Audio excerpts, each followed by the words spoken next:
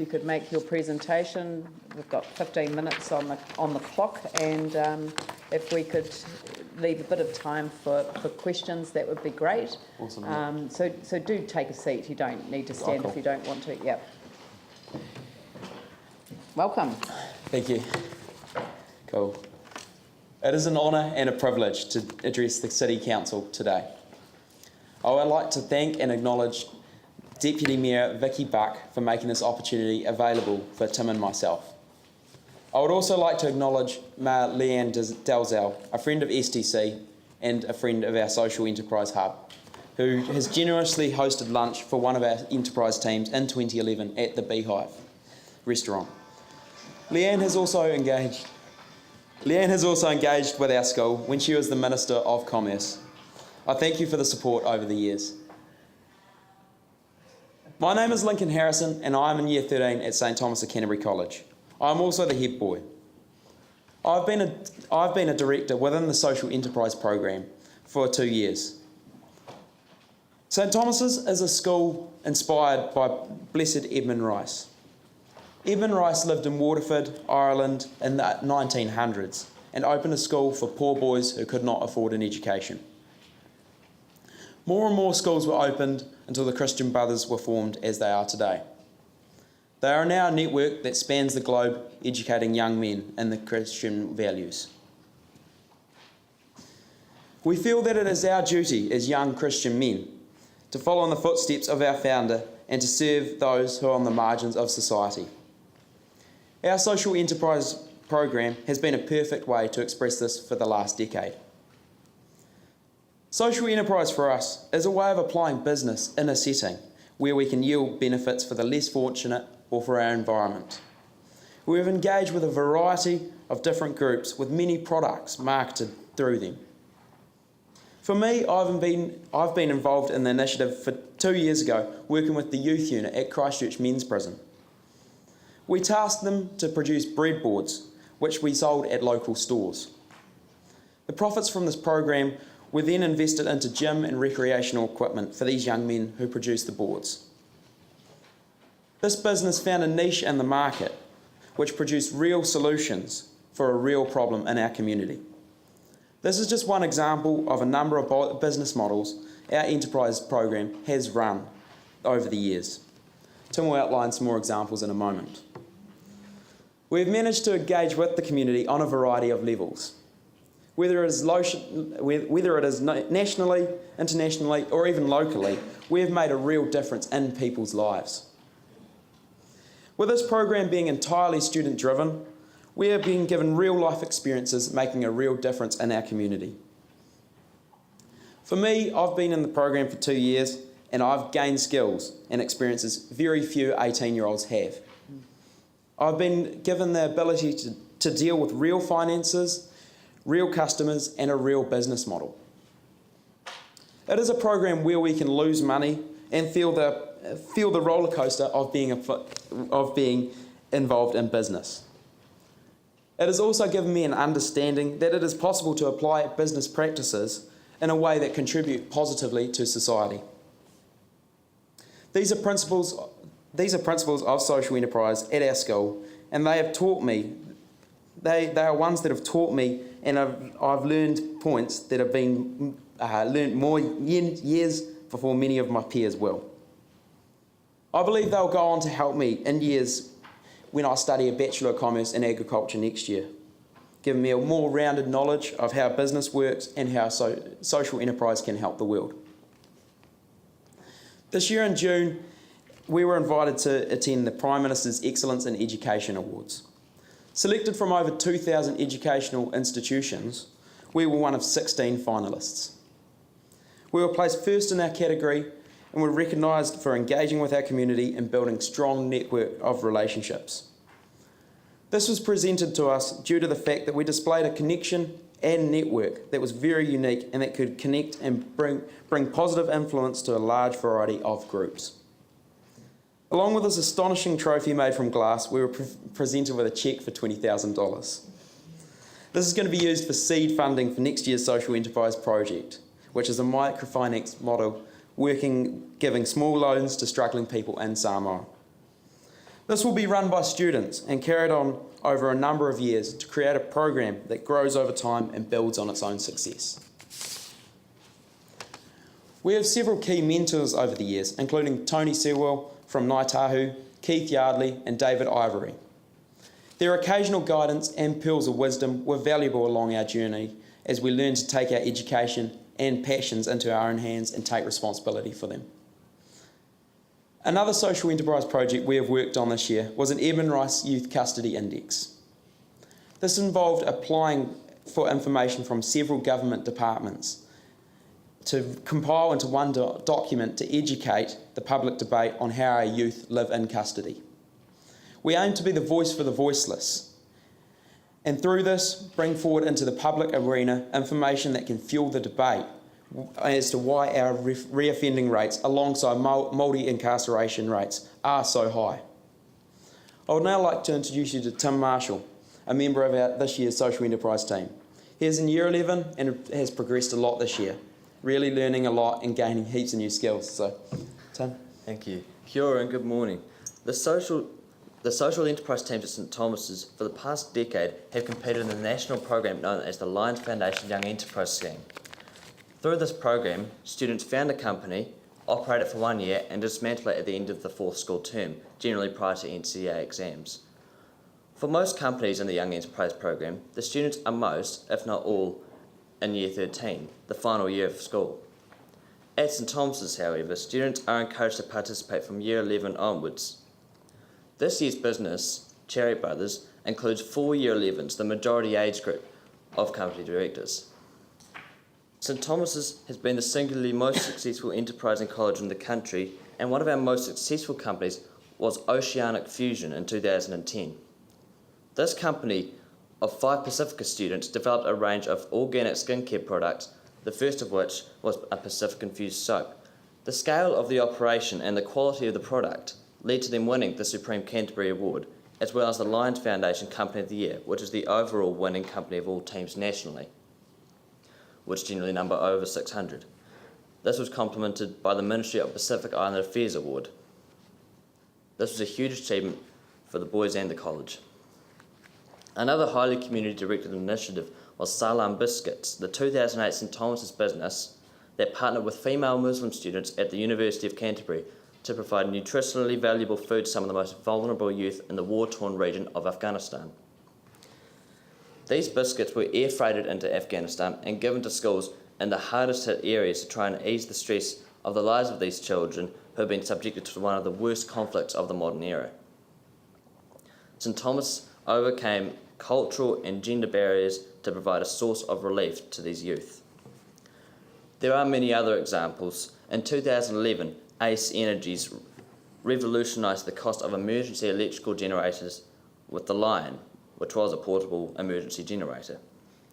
Last year, Shepherd produced a potentially life-saving device that activated an alarm when a worker fell, with uses in forestry and factory work. However, what underlies all of these, as well as the social benefit to the community, is success. 8 times out of 11, St Thomas's companies have won the Regional Supreme Award, and every other time have either won the Regional Runner-Up or another specialised national award at the Young Enterprise Awards held every year. The National Supreme Award has been won twice and have been runners-up twice, and national awards for more specific excellences, generally involving interaction and improving of the community, have been won 8 times, accumulating a total of 19 national level awards, an outstanding achievement for all students. These led to the previously mentioned Prime Minister Education Excellence Awards for excellence sustained over many years of commitment. The St Thomas Young Enterprise teams have and will continue to strive for excellence in social enterprising. Cool. Yeah, cool. So now, any questions? Congratulations. I mean, that was a fantastic presentation, and I mean, as you've said at the outset, I've followed the St Thomas's Young Enterprise projects and social enterprise projects right from the outset, and it's been stunning to watch the success. And I think you've just described the reason why, and that is that you start younger than perhaps some of your peers, and I like the idea of thinking about not just enterprise alone, but social enterprise as a combination from year 11. I think that's you're an incredible asset to your school, and I congratulate you, and I'm sure that the council will want to resolve that we write to your school to say so, but we'll do that after people would like to ask questions, because I'm sure there are several. I think Vicky wants to start off the questions. Thanks for coming, and lovely to hear what you're doing. And I'm sure there's a fantastic teacher somewhere behind the... He's hiding. David's sitting in the background. Is there other things that you would like to do to expand this into the community? Or is there anything you would like us to do to help you expand what you're doing into the community? Or are you feeling like you've got everything sorted? Yeah, I think a lot of things are sorted, but I mean, especially the community partnerships and liaising with different groups and stuff, sometimes that's quite hard to get in contact with people, and even international relations, sometimes you have a bit of trouble finding contacts for different schools or different organisations or different aid lines. So yeah, that'd be great if the City Council could come on board to really give us some help in that avenue. So thank you, yeah. Yanni. Thank you. Just a brief comment and then a question. Just your youth custody report, I think it's fantastic and really applaud you for doing that. I also share the same concerns about access to information, and I know many other people in the community do. So if you look through, one of the real sadnesses of that report has been the inability to get the information from government agencies, and I think just to reflect that you're not the only people having that trouble, particularly in Christchurch with some of the earthquake stuff. But I just wanted to check in if you work with Canterbury Development Corporation, or if not, is there anything that we could do to kind of expand the relationship between our council-owned companies or our economic arm to kind of work more collaboratively alongside you? Yeah, for sure. I think it'd be great to establish some new relationships and partnerships, and as in previous years, we've run a social enterprise hub in conjunction with competing in the Young Enterprise program, which is a national program. However, we're actually moving away from that next year. We're moving into a more long-term sense with the Young Enterprise program that starts and stops every year, and you run a business for 1 year. But we've produced a lot of projects such as the oceanic fusion with the soaps and the breadboards that could be carried on over a number of years to create like real solutions and a lot of effect into our community. So yeah, if you could, we're really looking for new relationships and partnerships as we move into a new stage of our social enterprise program. So that'd be great if you could bring them on. Yeah. Phil. Thank you very much. You guys are doing just so much. It's fantastic. And I'm, like Yanni, I'm really impressed with the Youth Custody Index work that you have done. I just wondered, and like you, around the youth justice residence, Te Punawai, for example, were you aware that in fact there's a Ministry of Social Development proposal so that institution be closed, so that the young inmates would serve their sentences in the North Island? Were you? I wondered which one was that? Sorry. The local one at Rolliston. Oh yeah. The aware of that? Yeah. So yeah, I just want clearly there'll be an impact on how young inmates are less likely to receive visitors and family support. I just wondered if there might be some follow-up work which your group might be able to develop.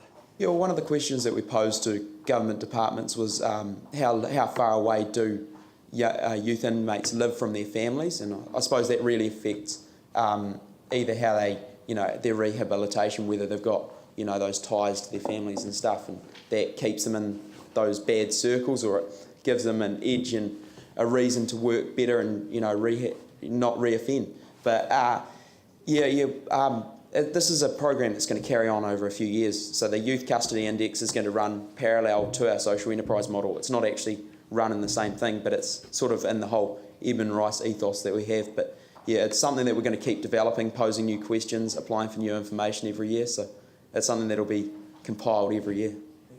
Because understanding what lies behind it will be interesting too. You know, I remember reading a story. You know, there were two young guys who were convicted of a very similar offence within a very short space of time of each other, and one got home detention and one didn't.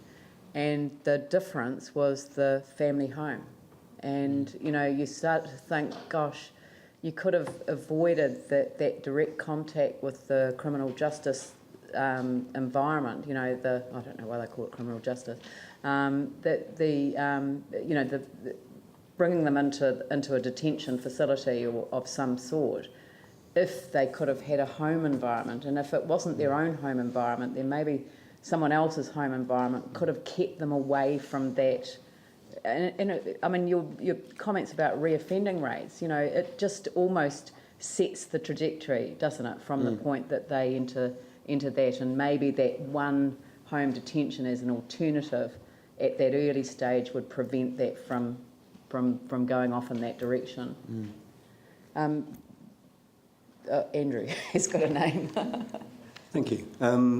Thinking of your social business enterprise model, where you set up a business that runs for a year, and then at the end of the year that business is essentially wound up, it's run its course for that year. Clearly some of the businesses that you are disestablishing at the end of the year have got value and would be sustainable if they were able to be kept running. Is there an aspect that you could build into the model where you could think of your project almost as an incubator, where that business is then passed on to perhaps a relevant community group, so that the economic benefit and the social benefit of what you've created could continue to be realised? Yeah, for sure. I mean, we've got strong partnerships with Community Law Canterbury and Edmund Rice Aotearoa, and they're definitely avenues which we can pass on projects. You got to have, I think the great thing is students are keen to work as well, and they don't have jobs, so you can get them. We can all really work hard on it, and it's harder for maybe those groups to work on these projects, but definitely we can pass on, and we could use it as an incubator. Yeah. Oh, on one more. Do you work in with what's now started at the University of Canterbury with UC Innovators, where they run the 10-week course over the summer holidays, and they just want to extend it beyond university students, so they pay you $5,000 for the period and to develop the businesses? Would it be possible that some of your students or other students could take up the businesses that you've got going and develop them further along Andrew's lines? Yeah, actually, we've never thought of that, and I haven't actually heard of that program, but that's something that we can introduce you handle. to Rachel, who runs it. That'd be great if Yeah. you could. Yeah, Cool. Thank you very much. Thank you. Okay, well, I'd like to just adjust this motion a little bit so that it, after the word social enterprise, the word initiative, and also for the success at the Prime Minister's Excellence in Education Awards, because I'd really like to indicate how supportive we are of the initiative in itself, but obviously congratulations on the success. So I'd like to move that, and I think Vicky, since you arranged for that to happen, then that would be second. So I'll put that motion. All those in favour say aye. Aye. Those opposed say no. That's carried. Thank you. Thank you very much. Thank you very much. Most enjoyable way to start the meeting.